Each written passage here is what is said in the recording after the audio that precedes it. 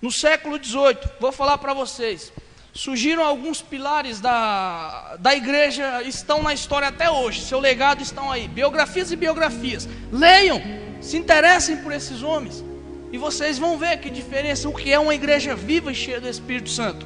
Jonathan Edwards, John Wesley, George Whitefield, Howard Harris. John Wesley entrou no seminário, se converteu ao Evangelho, entendeu o que é o Evangelho pela fé, começou a orar. Começaram a orar. Londres, naqueles dias, a Inglaterra de John Wesley, a cada 6 casas, era um bordel de prostitutas. Os pregadores saíam dos púlpitos e iam beber cachaça. Saíam dos púlpitos e iam para o bordel na esquina. Era essa a vida da igreja. Está igualzinha a nossa.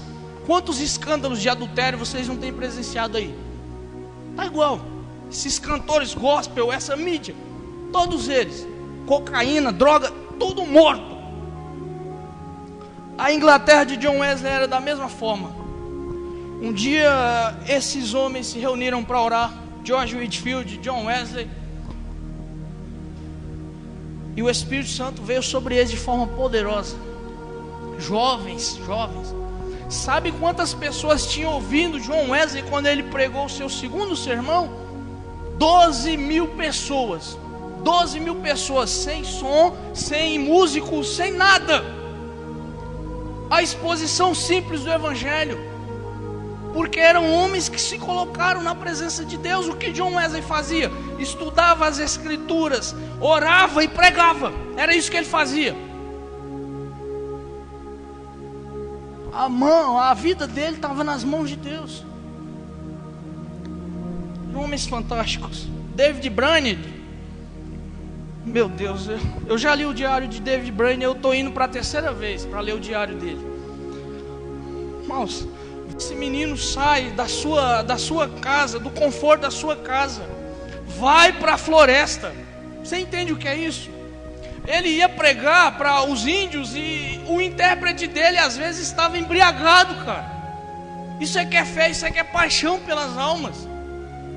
A ponto desse menino pegar tuberculose aos 27 anos, deixa a sua noiva em casa, tão formosa era ela, e ele diz: já que eu vou morrer, o médico disse que eu vou morrer, Senhor, toma minha vida e me usa por esses perdidos.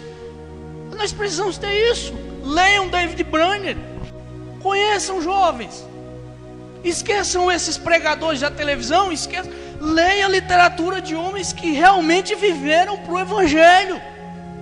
Entendam o que é uma igreja poderosa. Lá na floresta, quando esse menino chegou, não tinha um cristão.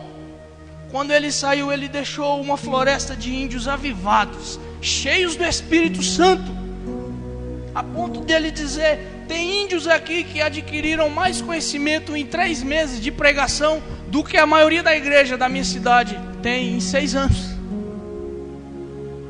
Conhecimento cristão. Dwight Lyman Moody, no século XIX, ele se converteu a Cristo.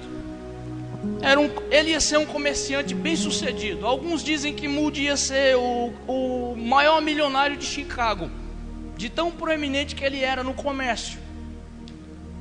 E aí um dia Moody se converte, e um dia ele, com o coração aquecido, ele escuta um pregador simples dizer assim: esse país, esse mundo está para ver o que Deus faz através de um homem totalmente entregue em suas mãos. Aí Moody o Espírito Santo de Deus já estava aquecendo o coração dele, e ele diz: eu quero ser esse homem.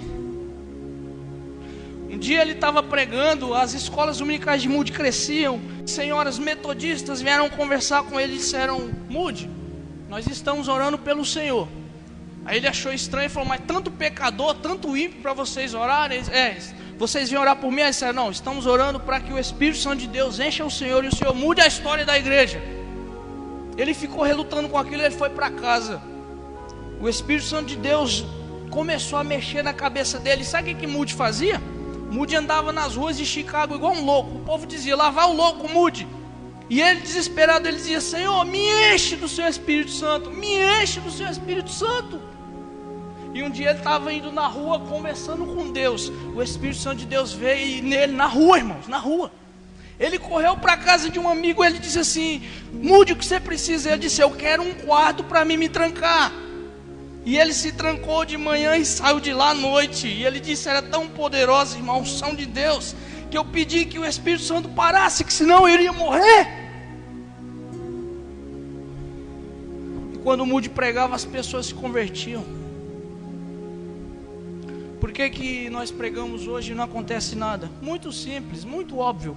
O Espírito Santo de Deus não está operando. Esqueça. Começo de mim. Eu tenho orado, eu tenho clamado a Deus. Me visita, Senhor. Visita alguém nesses dias. Evan Roberts, 1904, o País de Gales sofreu um poderoso avivamento. O País de Gales era dominado pelo futebol, pela prostituição, tudo isso. Esse menino estava num seminário na cidade vizinha. Ele sentiu um desejo forte de orar.